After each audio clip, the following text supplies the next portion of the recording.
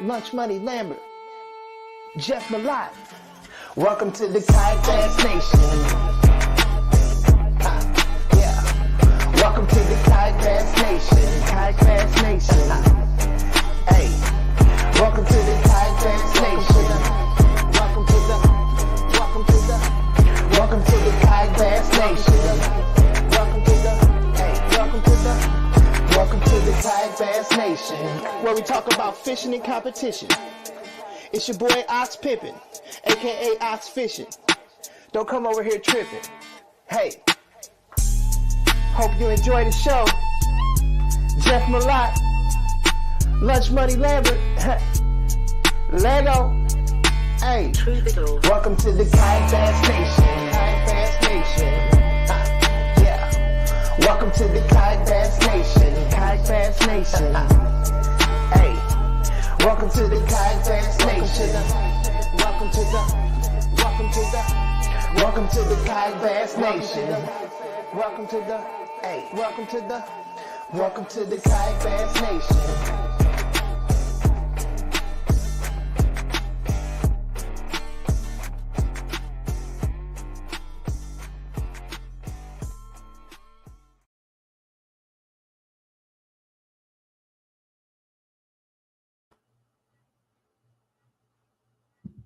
All right, what's up, everybody? Welcome to KBN Live. And as it says in the song, Lunch Money Lambert, Jeff Malott, except tonight it's not Ryan Lambert. What's up?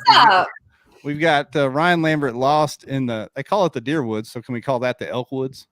I'm assuming so. The elk thickets out west in the Wild West out there. So we got Wesley Gray to sub in. Wesley, appreciate you coming on. Happy to be a service to the nation. You kind of owed it to us. You've been riding the KBN Mojo for I have been riding the KBN Mojo. Absolutely. Yeah. You had a solid tournament this weekend. We were talking about before we went live. Yeah. I had a funny video of a fish jumping out of the net on you. So that was some good stuff. That was how day one. That was my first fifth fish for day one. So that one hopped out and I had to go find another one. So yeah. So you guys see, we've got the champ and the runner-up, Phillip, Wyatt, Caymen, Rasmussen, gracious enough to jump on here after a long, hot weekend down there on Rayburn. We're going to get them in here in a minute and talk to them. But first, we'd like to intro the show, talk a little bit.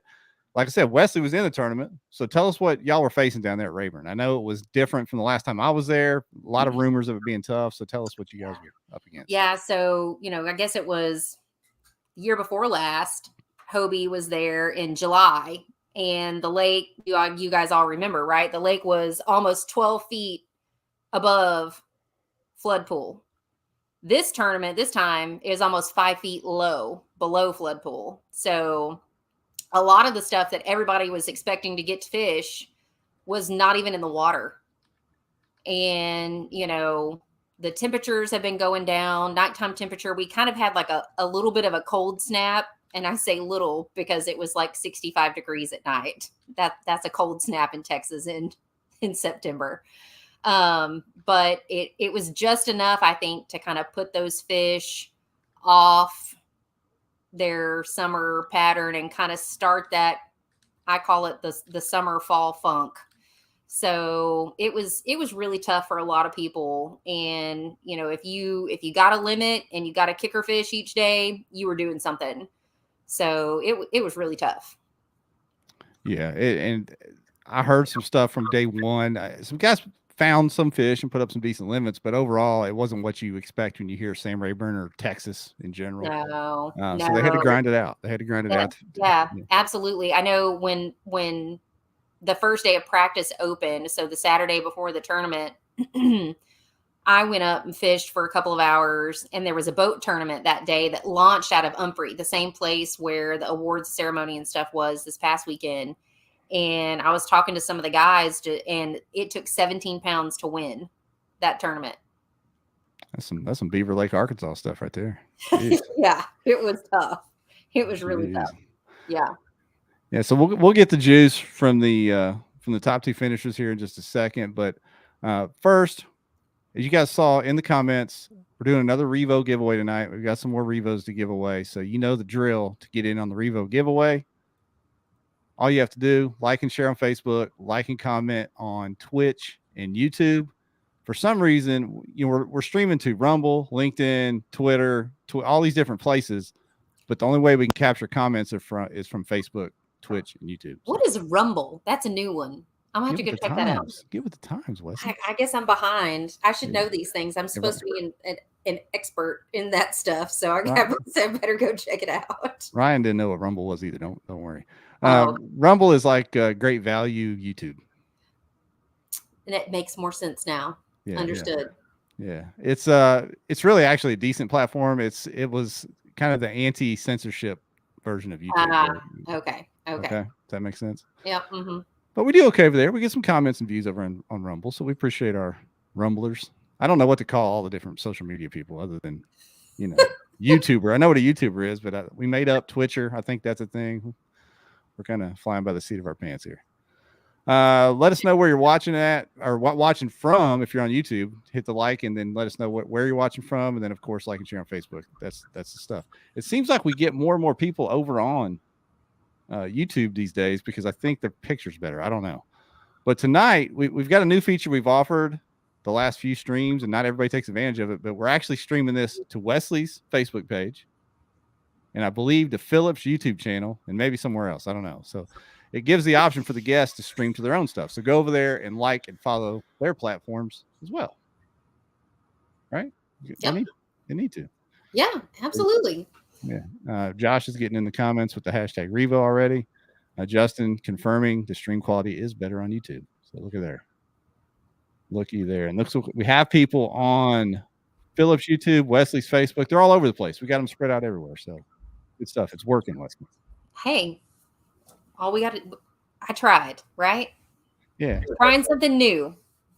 And we've got Wesley in here co-hosting tonight, and I've been trying to kind of grease the wheels to get her to come over here and be a part of our little podcast network and start her own little podcast. She may do it over on her own YouTube channel. I don't know. Are you still thinking about that? Still kicking the tires? I'm still kicking the tires on it. And, I'm like, I don't know. I kind of like the podcast idea. I hadn't thought about that till you suggested that the other day. That was not something that was in my thought process, I guess. I'd never thought about doing that. So I kind of like that idea. Yeah, Lambert, we're always out here recruiting yeah. Recruiting talent. So anyway, I think it'd be good. For those that don't know, Wesley is a savant at the social media analytics. Is that fair to say? That's fair. Yeah, that's fair. Fairly accurate. Would that be kind of the subject matter is learning how to utilize all these tools and analyze that data and optimize your social media? Yeah. And also, you don't know what you don't know, right? So I kind of want to know, like, if people want to drop in the comments, like something you want to know, like a question you have, like, how does this work on social media or whatever?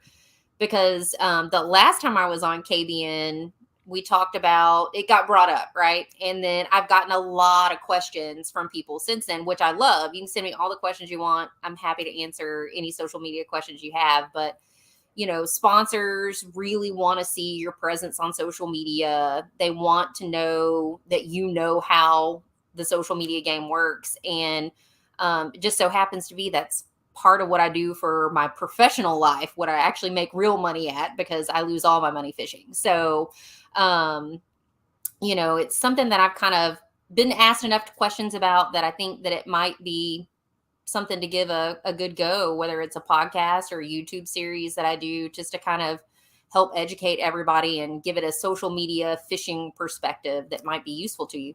So if you're interested, let me know. Drop something in the comments. Do it. It'd be cool. Do you know anything about this? Ethan Robertson said a Hobie angler was pretty salty about the Texas KBL tourney Saturday. Opinions. I know nothing about it. You were down there. You heard anything about that? No, I hadn't heard a word. We need more info, Ethan. Yeah. So what's up with that? We do like to discuss the problems. So put it in the comments. We'll talk about it a little bit. Shed some light on that for us, because I'm curious. Was mad we were pressuring. I don't know.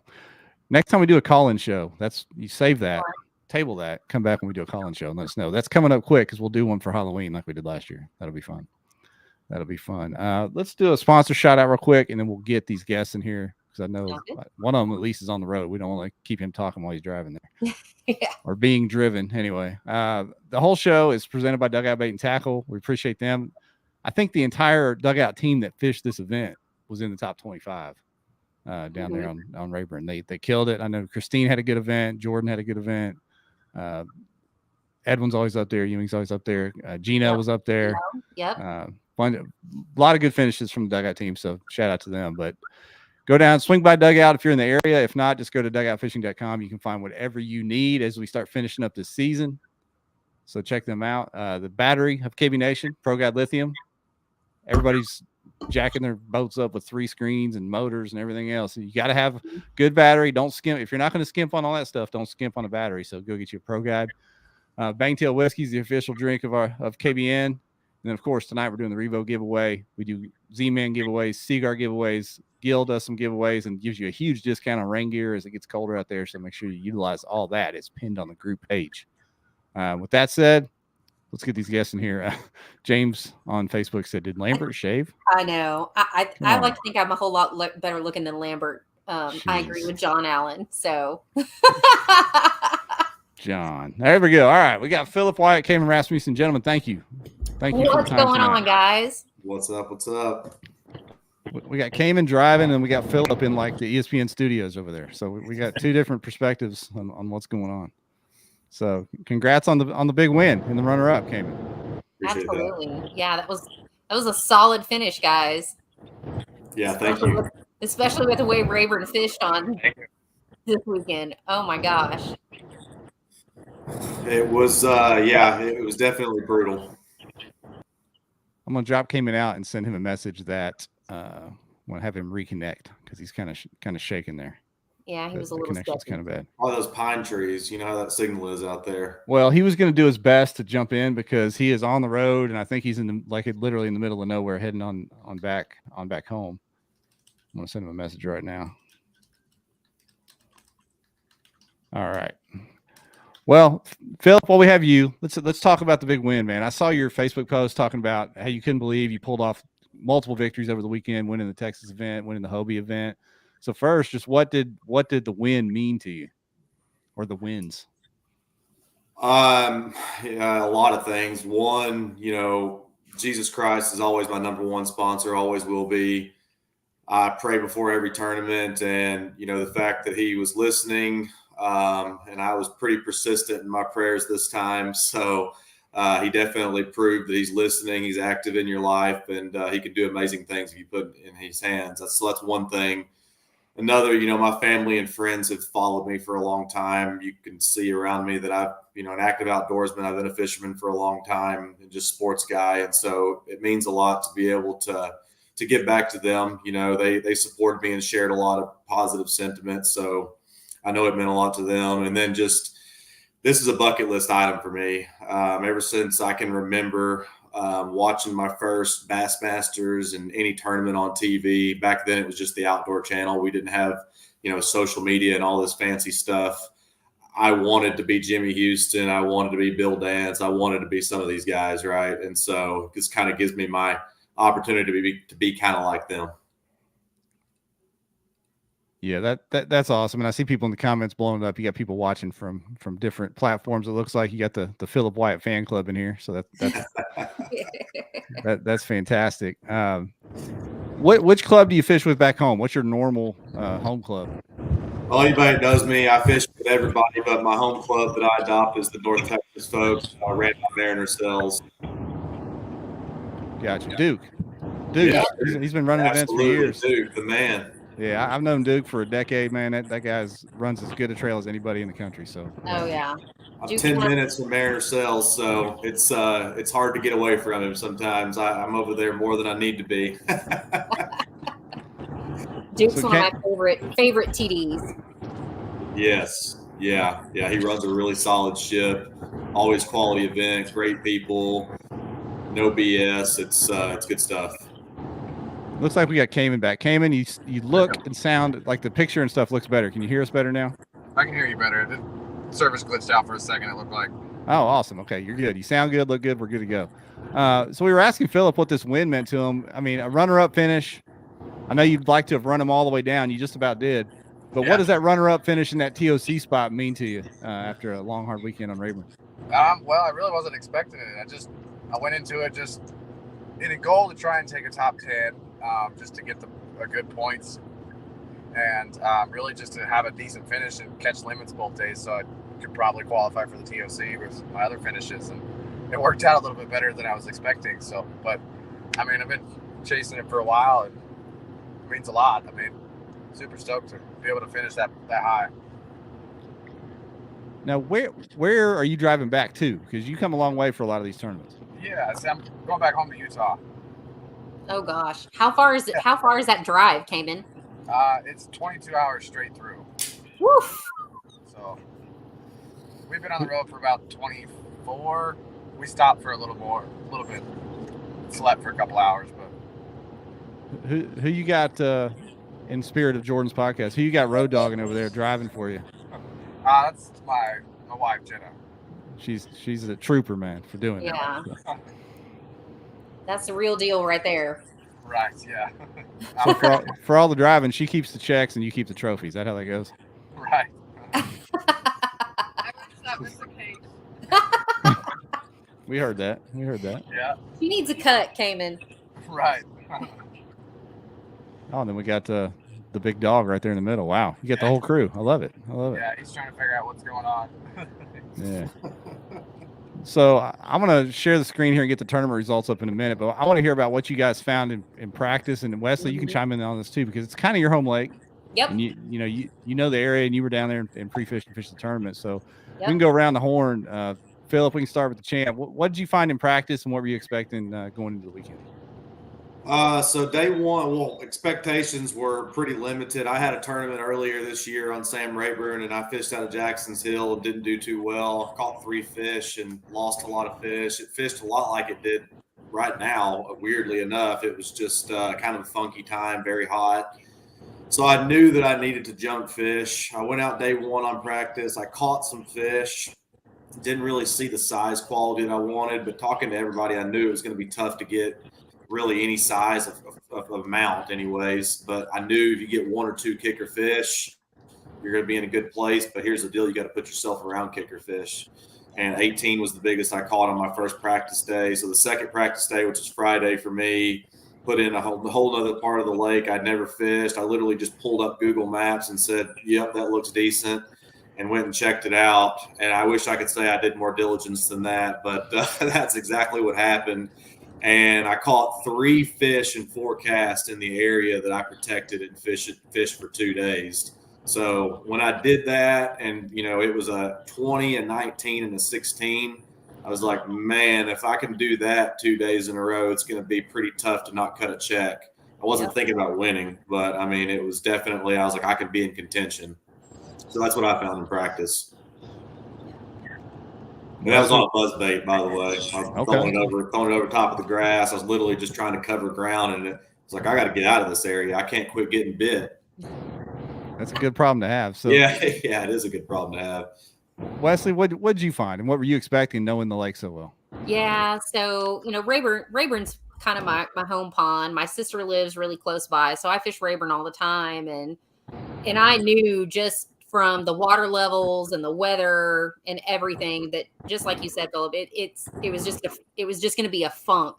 The whole thing was just not going to fish good. And so when I actually didn't fish it, the last time I fished Rayburn before practice was in like May or June. And when practice came on, like finally went back on limits, the lake was on limits. I went down on Saturday, and I think I drove every ramp on the map just to see what was out there, what had water, what didn't have water. And I didn't fish the same way you guys did. I went out and I fished grass, and I just didn't catch fish. And then there's this one little backwater pocket slough that I was able to get up into, and I went in and caught a 20 and an 18, and I tucked those fish into bed, and I left and hoped and prayed that they would be there whenever the weekend came. And I'll be danged if Carl didn't find them before I could get to them. So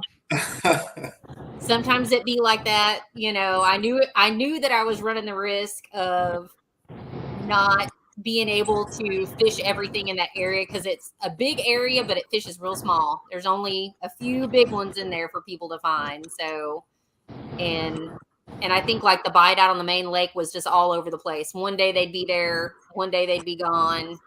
I mean, I don't know, Caymen, how you did in practice, or if you felt the same way. Why don't you tell us like what you found?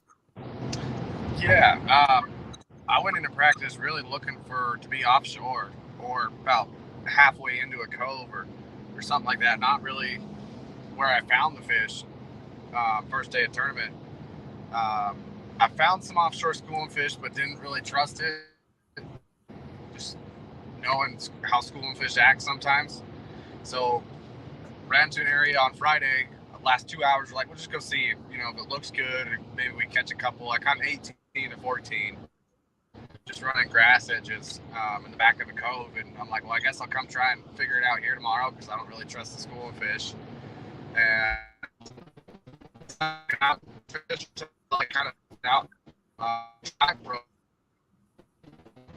I think we're losing Caymen a little bit. He we're must be in a bad service. I was going to say, since he's breaking up, y'all were talking about like the pattern.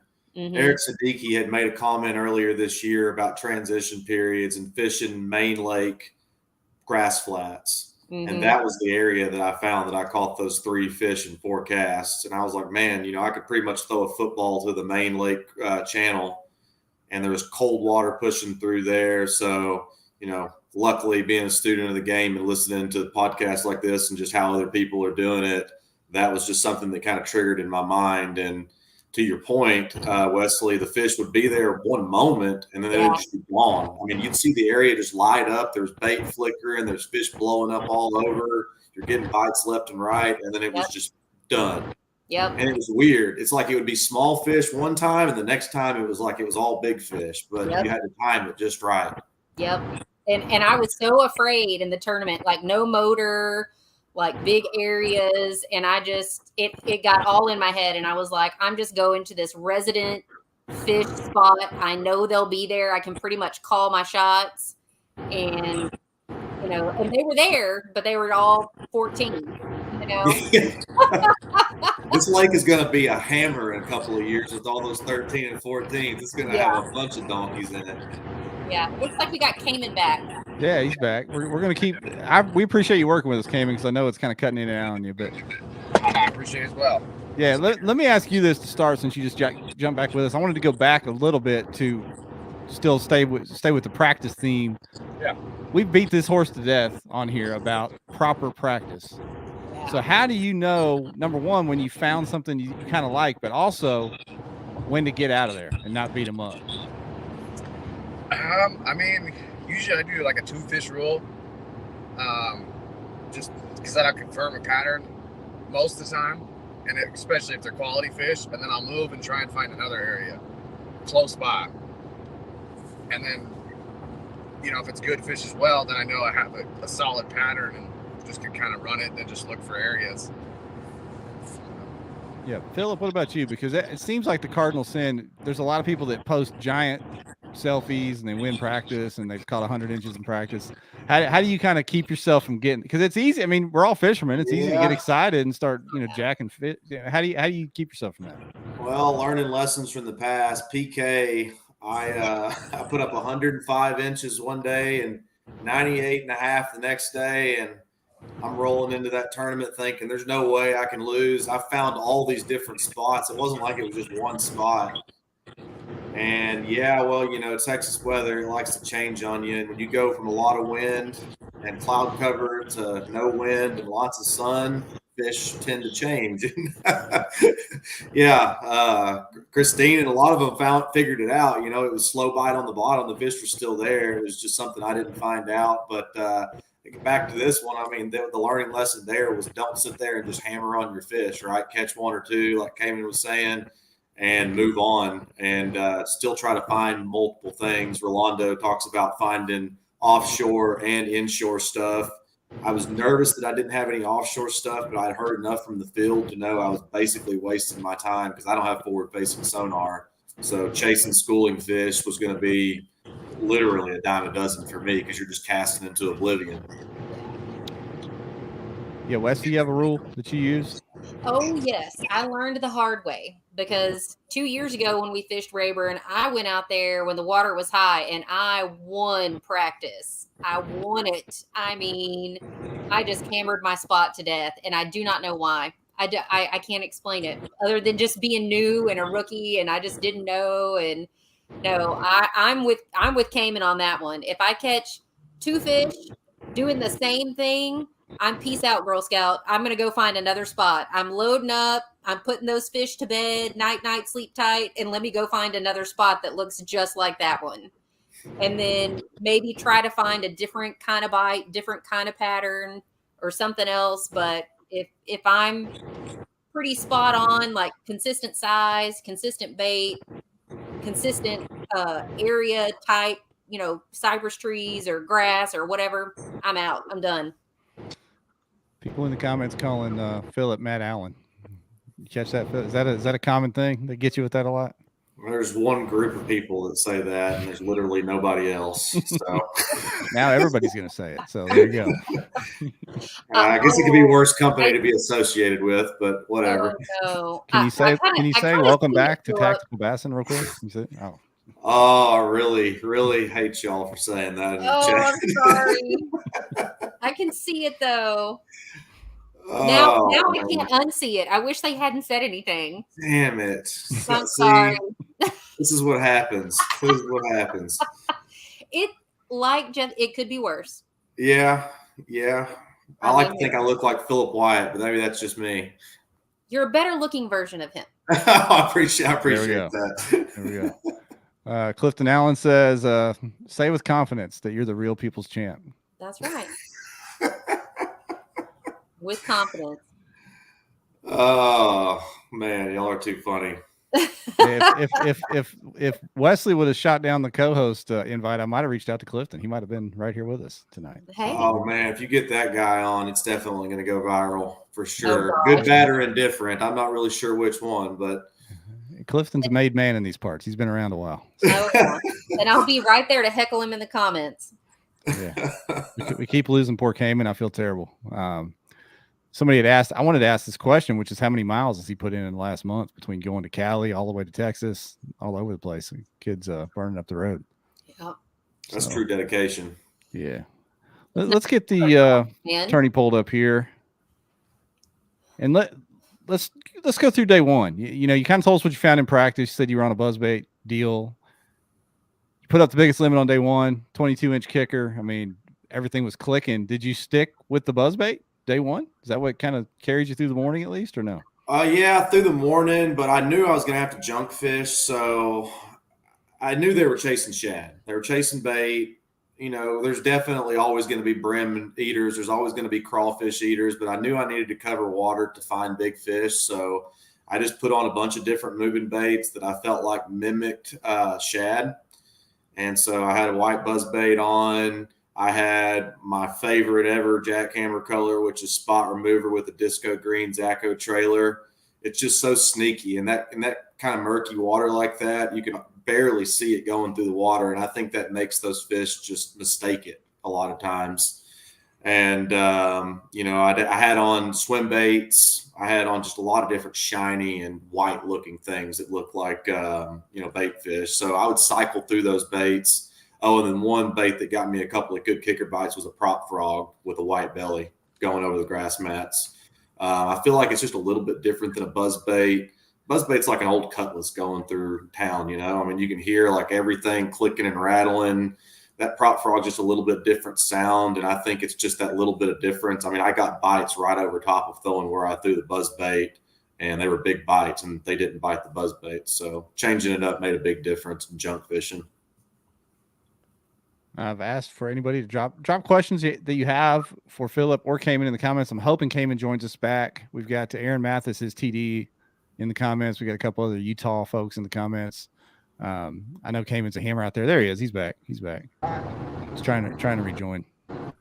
There we go. We got your Utah fan club trying to pump up your Wi-Fi, your cell signal, and your fishing ability out there. So we're hanging in there.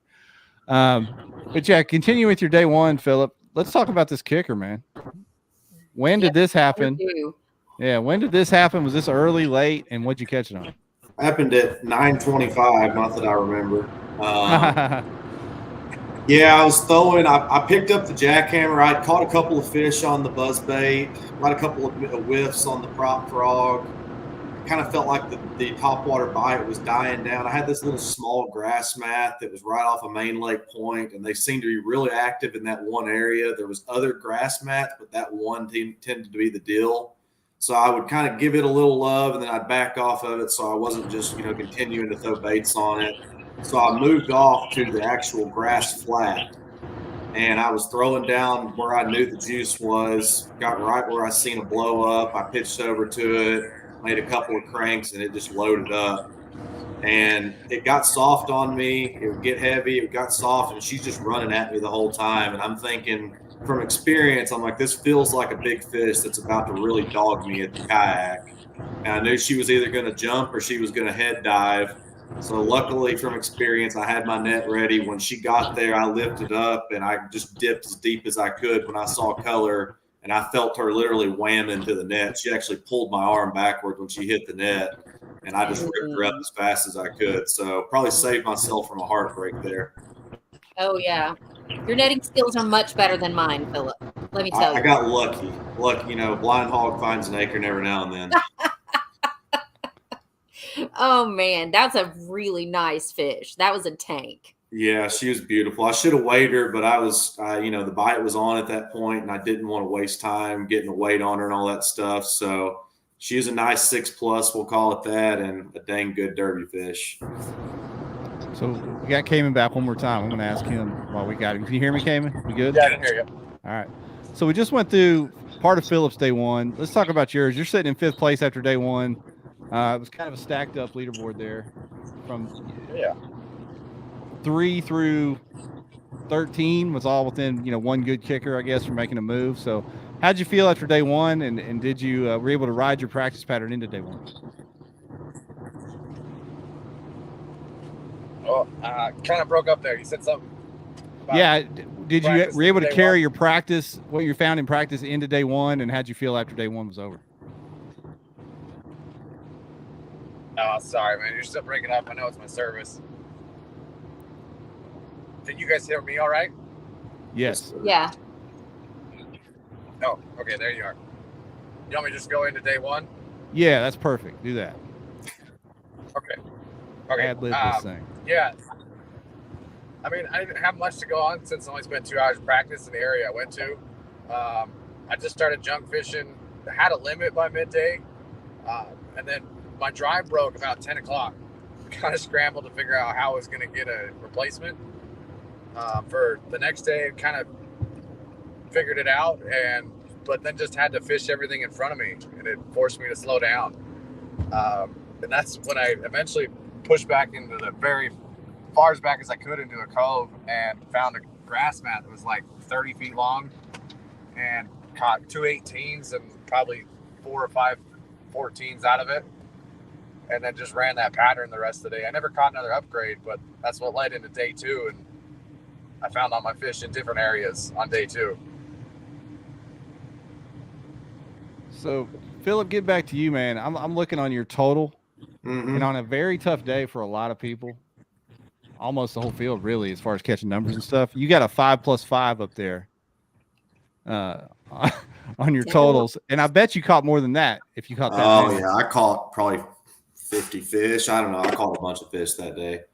Yeah. So talk about that, how you manage that throughout the day. And did you even try to manage it? Did you just hammer all that? I don't know if I smelled that or I looked mean or I don't know what it was, but nobody wanted to come in my area, which I loved. I had one other guy that was in the Hobie that fanned through a couple of times and kind of gave me a funky look trying to figure out what I was doing. He was respectful enough to not crowd me and not stay in the area. So no harm, no foul. But other than that, I mean, I literally had this little grass flat completely to my area or to myself. And I think it was typically because the area is not a place people would usually fish. The place people normally would fish was just right on the other side of where I was fishing. And I kept seeing boats and people like looking over at me like, what is this Googan doing? And they would just move off. And I mean, totally fine with me. Look at the dumb guy in the yellow kayak and move off. I'm good with that. So I didn't have anybody to myself. That's why, as everybody else was completely flooded from the sounds of it on Saturday, from the boat tournaments and the Hobie and the TXKBL and all the other leagues that we probably don't know about.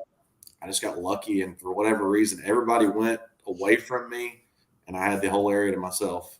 It's funny how that works. Like when you win, we've talked about that before. A lot of things like that big one, you know, getting into the net just right, that area to yourself, people not figuring it out. And I mean, things just have a lot of times have to fall just right to get the win. When it's your time, right? Well, I'll give my buddy Brian Howell. Y'all seen him at number 3 there on day one. He's a big supporter of mine. I've learned a ton from that guy. Big reason for the win, in my opinion, just the knowledge I've gained and the friendship there and the competitive spirit. You can see he's always trying to inch up on me. You know, really, he kind of gave me some advice going in. It was just like, hey, you know, do what I do. I'm like, well, what do? You're always like showing up late and you procrastinate. And he's like, yeah, exactly. You take it way too serious. So I didn't intend to do that, but I literally was putting in my kayak at 6:15, which was takeoff time. So I got lucky that, you know, I was only 7 minutes from the ramp and everybody just pedaled past me, and it happened to be that spot where I caught those fish. So it was just like you said, I think that's God playing my favors, right? You know, I had said my prayers. I asked for good luck and good fortune, put fish in my boat and put them in my net, and he did it.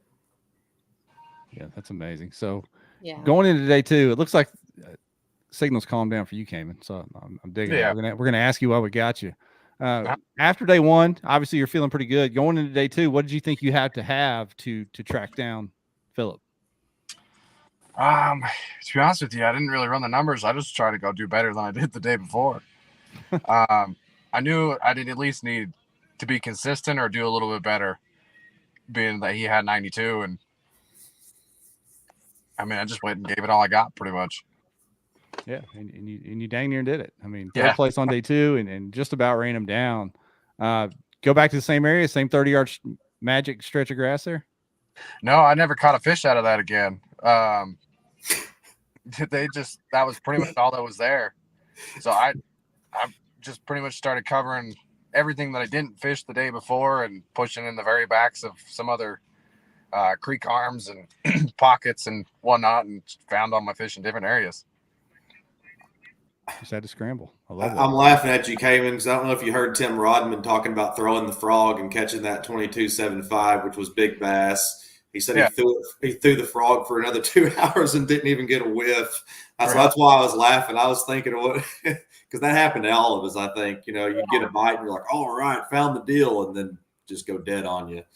Yeah. I mean, I had to stick it in my hand and just throw it until I found a little area that, you know, a group of them were hanging out. Yeah. Yep. So, do any of you know what Jacob Moeller was doing? Because we've had Jacob on the pod before. It was been a few years ago, but I know he's a big swim bait guy. Did that play at all for him? Does anyone know how that? Oh, he caught them all on topwater. He said throwing a popper. Okay. A popper with treble hooks over grass. You know, that's what everybody would think to throw, right? Yeah. He's a true man. That dude can fish. Yes, he can. Yes, he can. You know what's funny is our guest from the native event up on the Columbia last week talked about the same thing. Popper near the grass to catch some big smallies. Sounds scary. Wheeler throws a crankbait, a square bill crankbait around grass all the time. And I mean, it's so aggravating, but he whacks on fish. They don't ever see that. How would they ever see that? Nobody's going to throw that. That's just frustrating as all get out. I hate throwing I hate a crankbait. I just hate them. I just can't. Not in grass. Not in grass. Favorite. Clifton knows. That's that fork magic, the yellow magic. And you know about that? I don't know what he's talking about. Magic. Go ahead, Wesson. What I was going to say is, somebody on YouTube commented, did you have kayak problems? Did you have a kayak break down on you? Yeah, so my drive, I was junk fishing and caught a 19 on a fluke. And it was on a spinning rod, of course. So in the back of a grass mat. And I got her stuck in the grass mat. And I'm like, there's no way I'm going to pull her through this. So I just went head first into it. And it kind of busted my drive. I've lost one fin totally, completely, the whole kick up thing and everything, it like tore the split ring off, and the pin slid halfway out, and the whole fin just fell off. By hitting grass? Dang. I don't know how it exactly happened. It just basically tore the whole thing out. Can somebody text Shane Williams and Ryan Lambert right now and tell them? Tell them, because you see, my old town catches hell for not being able to handle the grass. So, no, I'm Oh just kidding. goodness. Well, so I think if Carl's watching somewhere, he'll have to correct me if I'm wrong. But so the guy who got third, right, fished in the same area that I did, and on Sunday morning we were standing at the boat ramp, just kind of talking. It was just kind of me and him. Nobody else had really showed up yet, and homeboy was fishing. He just bought this Hobie, like traded some guy like an AR-15 for this Hobie, PA like 12 or whatever, and was fishing with one fin. He had lost a fin, and I don't know what was going on with the steering. There he is in the comments. Yes, ma'am. So couldn't steer. He was trying to turn left and right and go in complete opposite direction. So he's like using half of a paddle to steer. I don't know how he pulled that off, but great job, Carl. I see you in the comments, sir. Great job. Wow. Carl. I don't even think he had graph on there or anything. I think you said. I think he did. He did have a graph? Yeah, I'm pretty sure he did. That would have made a better story. Let's just leave that in there. He didn't have a graph either. There you go. No graph. His kayak was taking on water. Yeah. Just add to it. That's what we'll do. Just add to it. Well, we're fishermen, right? That's what we do. Yeah. Tall tales. If you guys have any specific questions for Caymen or Phillip or Wesley or not Ryan Lambert there, please throw them in the comments and we'll get those before the show runs out here. So Phillip, on day 2 for you, man, solid day 2, but you're in 10th place on day 2, right? You have the 10th place limit on day 2, still a good limit.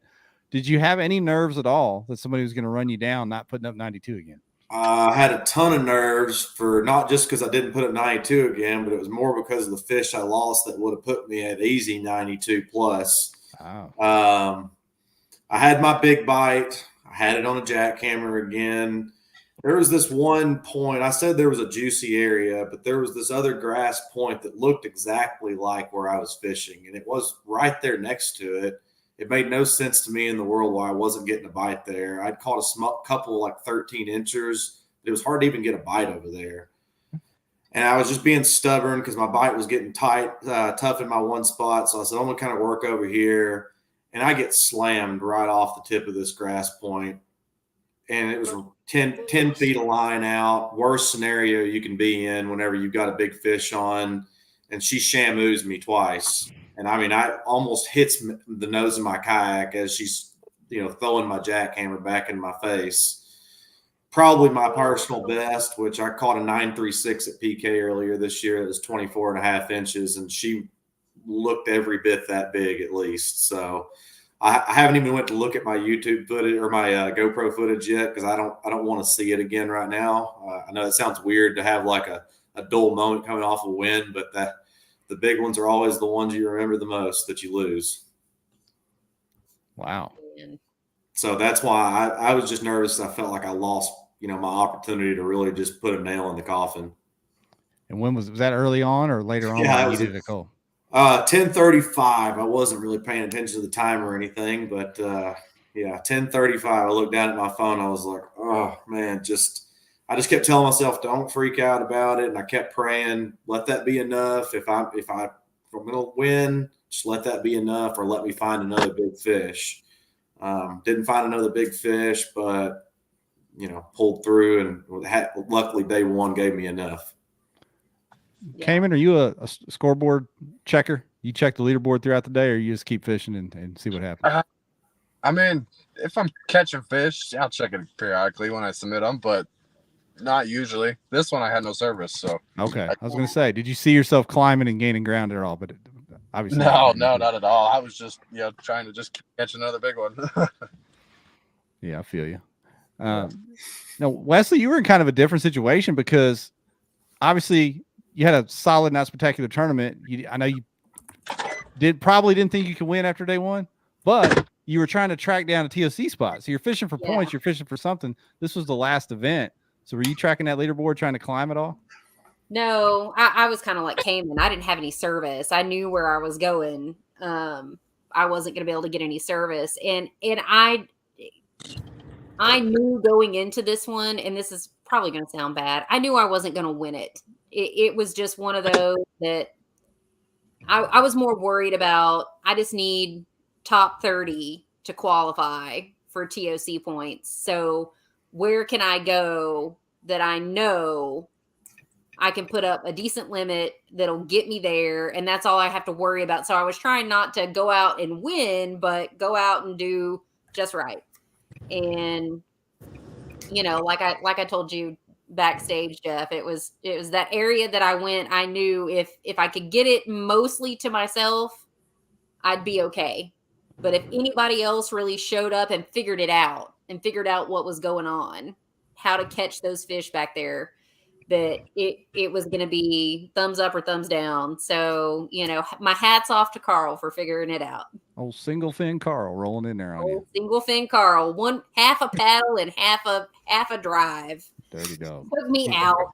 He earned it at least. He earned it. That's awesome.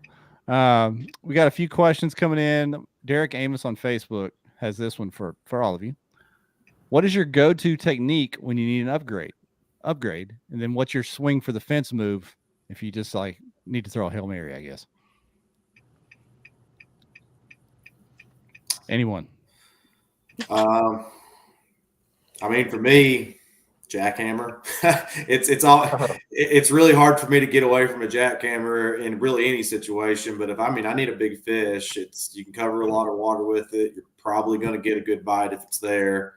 But if it's situational, if it's super clear water like PK, I'm probably going to be throwing a big glide bait or a big soft swim bait if I want a real big bite and I'm trying to swing for the fence, just because if you get one, it's probably going to be a good one. Yeah.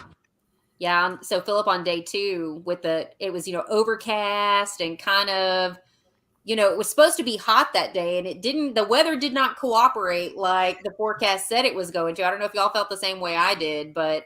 No, and you're reminding me, I was telling Brian, it made no sense to me how it was fishing. When it was sunny and no wind, I would get jackhammer bites and topwater bites, which makes absolutely no sense if you're a fisherman. Yep. And then when it's overcast and just looks all nasty and you think it's like topwater heaven and you should be throwing the hammer, they wouldn't hardly touch it. But, I could go to something like a swim bait, which is super subtle, even though it's got the flashy swimmer on there. I don't know. To me, it was just like, only reason I was throwing it because I was like, what's 180 degrees from what I would throw right now? Yeah. I'll probably hit that. And I was, right on, 60% of the time. Yeah, fishing doesn't always stick to the book, does it? No. That's what I learned watching last year, this time of year. You just got to throw the rules book out and just literally go fishing and just throw a bunch of different lures. Christine Fisher talked about that. She said she threw a bunch of lures in one area and finally found this little small wake bait, and she was getting a bunch of bites on it. So that's just how it was. You just had to just keep fishing and just literally fish the moment you were in rather than trying to fish up the game plan for the day, because there was no one game plan that worked. Yeah, I think all of my fish on day 1, I think every single one of them I caught on like a big giant 11-inch worm. Just like slow soaking it around the cypress trees, and stuff like that. And then on day 2, every fish I caught on a jackhammer except for one. Almost every cast I'd catch a fish, but it'd be a dink. I caught 50 dinks, and just never could get that big upgrade that I needed. Yeah, it's frustrating, isn't it? You just keep and those fish felt so much heavier. I don't know what it is about that lake, but you catch a 13 and a 14, and you're like, oh, it's got to be a good one. And you'd like, where did you shrink? What happened? Where's your big brother at? Yeah, so Carl told me we ran into each other on the water in like the middle of the day. And he said, I have never caught so many angry 14-inch fish. And I was like, oh my God, the same. Where did these come from? One, where were they yesterday? Because I could have used a couple of 14-inch ones on day 1. But day 2, that's all I caught. That was it. Yeah. crushing the little whale swim bait that next day. And I mean, they would load up on it. I had a couple of them pull drag at 14 inches. And I'm just like, what is going on here?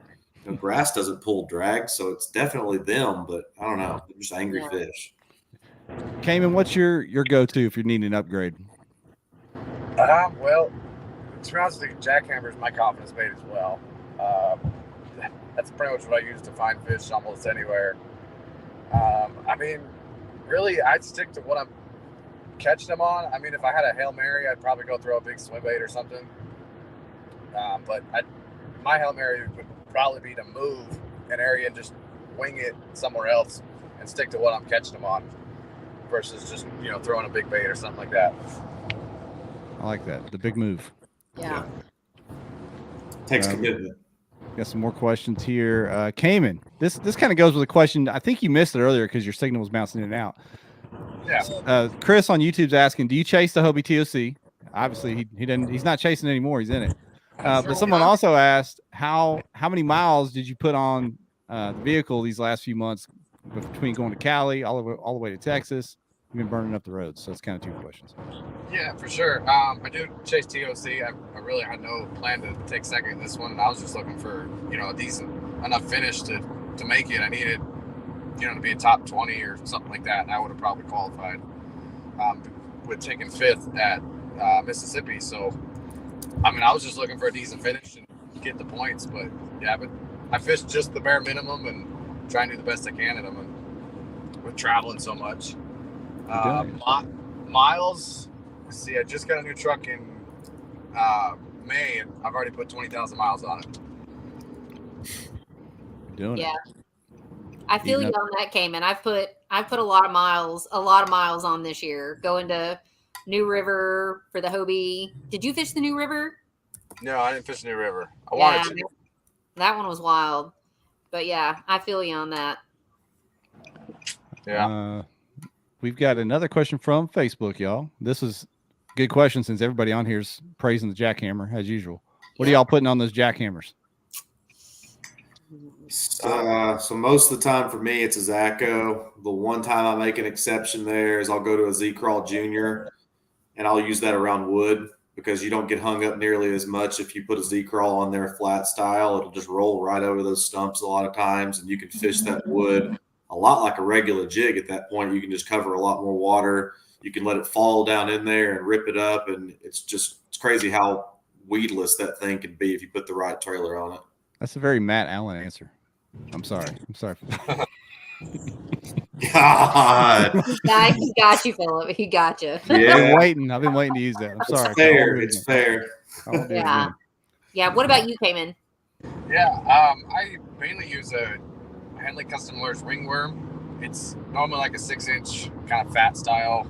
Kind of got like rings going down it. I usually cut about inch and a half off of it. Stick that on there, or a Gambler Komodo. Yeah. What you throwing on there, Wesley? Oh man, I like throwing the Zecco on there too. You know, I gotta switch it up. I like to do like a boot tail swim bait sometimes. Like if I want to slow roll it, you know, like big thump in dirty water, and that's really nice. Yeah.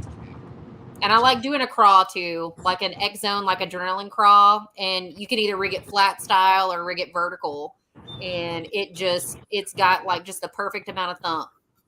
Good stuff. I'm like Lambert. Lambert, you know, he uses that razor shads half the time. I do that a lot too, just because I'm cheap and don't like changing them. So there you go. The razor shads are really good too. Yeah.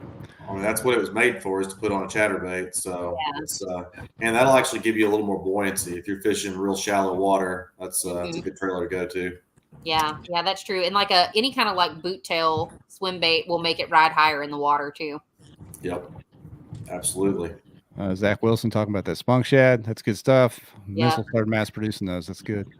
Clifton Allen saying you talk too much. I don't know who he's talking to. Maybe he's saying that Phillip's giving up the juice. I don't know. Maybe he's talking to me or Wesley. I don't know. I don't know. We don't know. We don't know what you're talking about, Cliff. Yeah. Regardless, appreciate you. Number love over there. Chris Marks on Facebook. Was it all grass fishing above the grass and a few mats in between? Anybody do any punching, or were you guys throwing stuff like weightless and on top, burning chatterbaits? tried to punch a little bit, but I could only get him to come up through it for the frog. I mean, or I was fishing the grass with a chatterbait or a swim jig. Yeah. Go ahead.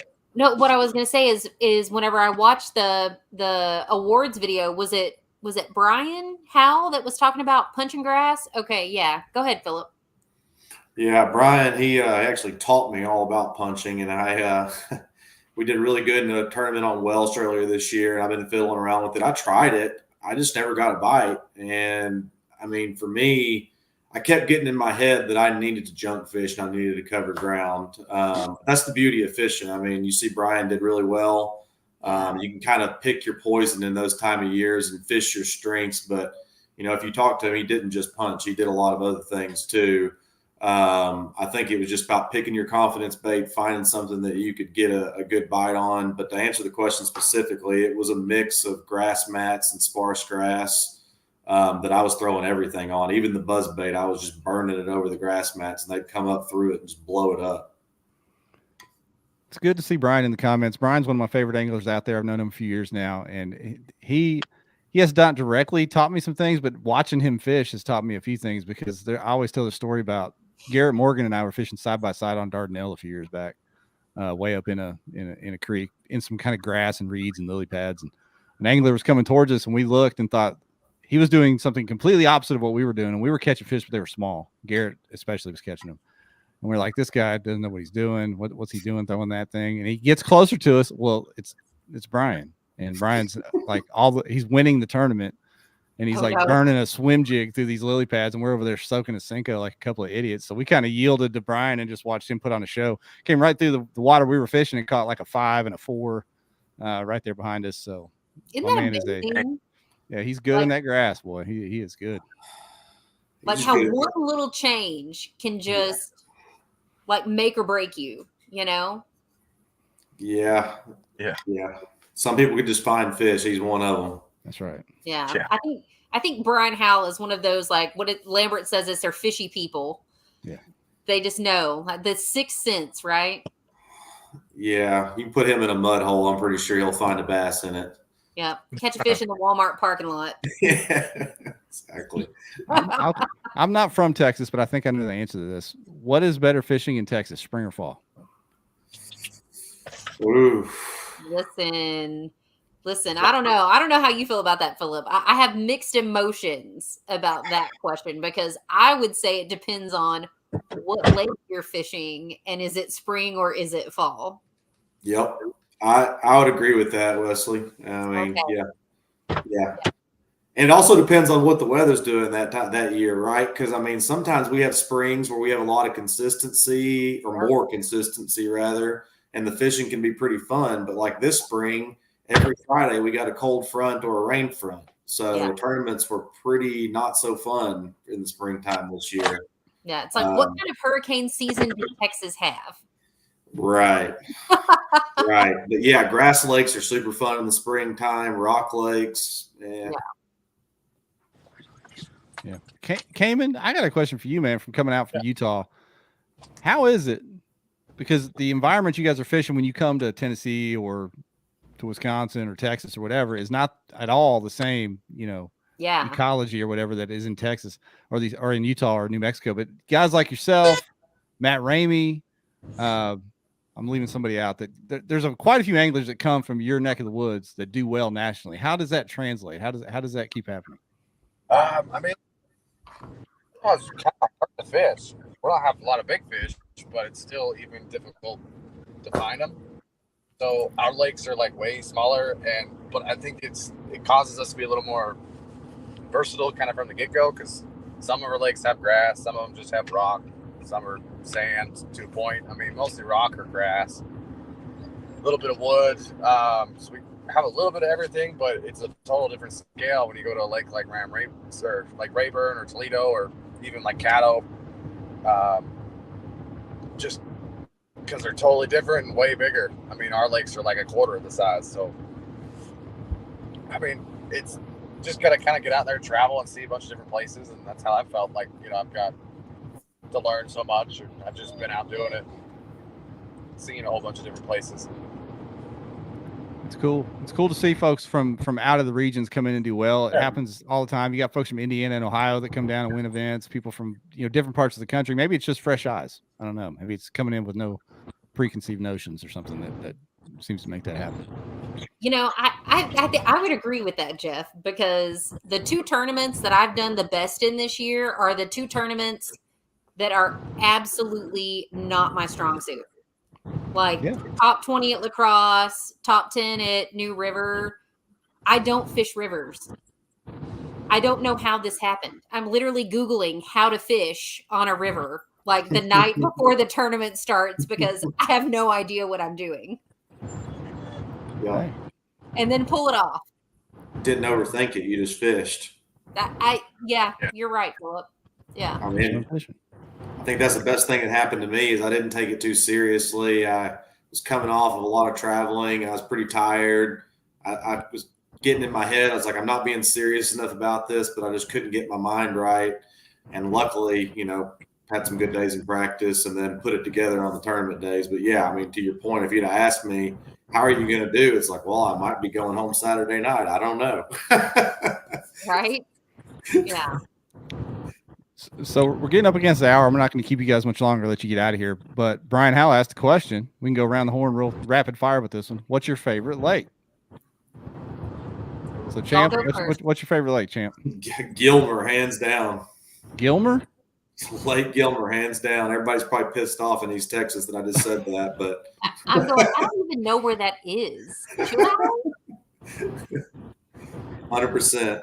Lake Gilmer. All right. I'm gonna have to go check it out. Caymen, what you got, buddy? Yeah, mine's clearly California. All right. I mean, it's just a big bass factory, and it's always fun to fish any time of year. You can pick your poison there too: rock, grass, whatever you want to do. Docks. I like that. That's a bucket list for a lot of people. It's just one of those things. We've talked about that a bunch. Just the geography of making it hard to have events where a lot of people from this way can travel out there. So maybe someday. Yeah, that'd be really cool. Brian Howell's already scolding you, Phillip. So don't be talking about that lake.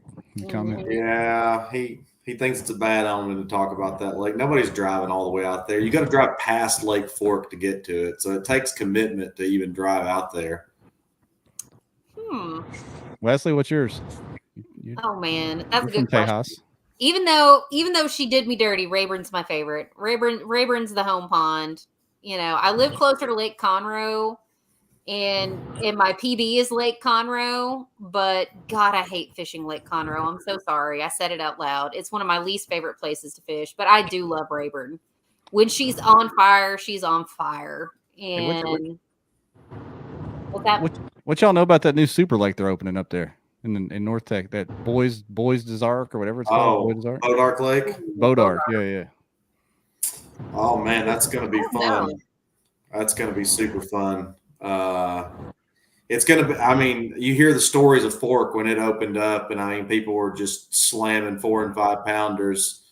It's probably going to be the same way. They're putting those F1 strain bass in there. It had, which you got to remember, is there's a ton of local ponds that got flooded out when they built that lake. So it's got a lot of natural fish in there, plus everything they're stocking it with. So it's going to be pretty special, I think. Yeah.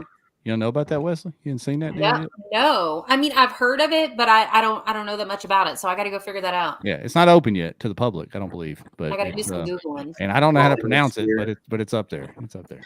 Bodark. Bodark is a type of tree. Yeah, that's correct. Knowledge. So yeah. Well, gentlemen, I don't want to keep any longer. Thank you so much for the time tonight, and I'll just say congrats again to both of you on the strong finishes. Phillip on your win, Caymen on the runner-up in the TOC spot. Thanks for taking time on the road, man. I know it was tough on you trying to get that signal, but we appreciate you. And look forward to seeing what you guys do the rest of the year and in TOC. Appreciate it. Awesome job, guys. Thank you so much. All right. Here we go, guys. Caymen Rasmussen, Phillip Wyatt. What a great show that was. A lot of good information. Oh, yeah. Provided by those gentlemen there. So there we go. So now, Wesley, you get to do one of my favorite things. You get to be part of the giveaway. I'm down. And it's always about who's going to get slow rolled. You know, that there's a name that freezes right before it chooses the final winner. name. And that's kind of the fun. It's like, you know, it's kind of sick that I get enjoyment out of that, but it's pretty funny. So hashtag Revo for a chance to win. We'll give you guys a few moments to build responses in the comments. What do you think of that show, Wesley? Did you have fun co-hosting with me? I appreciate it. Yeah, man. I think that we need to do full send on the podcast, social media. We'll figure out what to call it, what to do. People got to tell me what they want to know about, so I can make some stuff that people want to watch.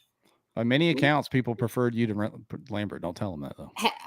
Listen, Girl Scouts honor, not saying a word. They'd have probably said that if I wasn't here as well. So there you go. Oh man. We had right about 100 live viewers all night, which is a huge audience for us. We appreciate you, wherever you were watching from or whatever platform you were on, Rumblers, Twitchers, wherever you were. We appreciate Rumblers. I love it. I'm gonna have to go look at this. I had not heard of Rumble. Have you talked about Rumble before? Once or twice. Okay, well, I must have missed that show. No, I caught Ryan off guard with the Rumble too. So okay. So he didn't. So it's okay that not Ryan Lambert didn't know about it either. No, many people don't know about it. If you're on Rumble, it's probably because you've been banned from Facebook and YouTube. Oh, geez. It's one of them deals. One of them deals. We got 64, 65 replies. We'll give it another second or two, then we'll do the drawing. There's still 92 watching, only 65 entries. I know y'all want some glasses. Todd Martins loves his Revos. Everybody that's gotten a pair loves them. So I promise you won't be disappointed, especially when they're free. Hey. You got a pair yet? You brought what kind of glasses you rocking, Wesley? We need to get you some Revos. I'm a Bahio girl through and through. Okay. I know. No hate on Revo. No hate on Revo. But I love them. They're some of my favorite things. All right. That one thing I can't fish without. Amen. Amen. We got Dwayne Wally in the comments with the hashtag What? Revo. What's up, Dwayne? He's on Facebook tonight. He's usually our LinkedIn viewer over on the professional thing. Now, I did hear on like a couple of shows ago that you guys were on LinkedIn, and I remember Lambo didn't know about that. It was like, what is this? He didn't like that. I know. I saw that. He was like, what is this? I think y'all are a professional organization. I think you should have a LinkedIn. You should have a presence there. Yeah. David Lawson, he's still heartbroken. He got slow road on the NK 180. Were you aware of that giveaway show, Wesley? That was an insane night. No, I missed that one. We had Ramel on from Newport. Yeah. Or no, we didn't have him on. He called into the call-in show to talk about the NK 300 or whatever he called in for, and gave away a motor and a battery live on the call-in show, which was, $1,500, $2,000. Was it the last time you did the call-in show? Yes. That I must have just missed that part because I think I watched most of that one. Yeah, so that was insane. All kinds of people were. Kayak Cushion was giving away stuff. We were giving away glasses. It was wild. It was like the Oprah show on here, like Oprah's book club. Is Wes gonna fill Lambert's elk tag also? Wow. Todd Martins. Well, I may have to because it's apparently not going very well up there in Idaho, or where he's in Idaho, right? I'm pretty sure that's where he is. I don't know. He's west of Texas. He's somewhere. He's not in Texas. That's all I know. Yeah. All right, y'all. We're gonna do the drawing. Here we go. We got 73 entries. Drum roll. I don't have a drum roll sound effect, Wesley. I need to get like a real soundboard over here where I can turn some dials. Oh, 10P. Oh, 10P got slow rolled. But Connie D. Yeah, you're the winner. I don't know whose channel she was on watching, but hey, you're a winner nonetheless.